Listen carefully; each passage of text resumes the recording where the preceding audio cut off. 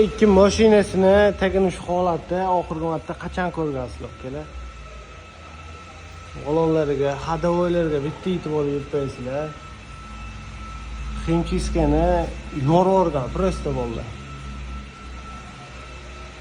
Shunaqa joylarga ham e'tibor berib, bir kun ketdi, men o'zim guvoh bo'ldim. Shu tagini tozalash uchun, hadovoylarni, balonni tozalash uchun bir kun vaqt ketdi. Tushirgan bitta motorini ko'raylik. Shu joydan bilib olsanglar bo'ladi. Mashina polna full variantda shumka bo'lgan.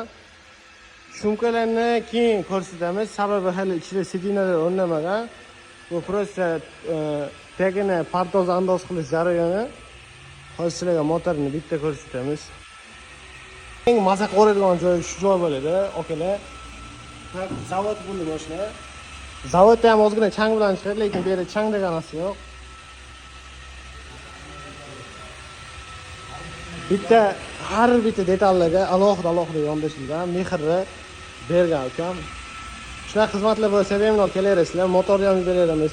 Motorni taqismi, hadovoy polni, nima xizmat bo'lsa kelaverasizlar, elegantda kutib qolamiz sizlarni.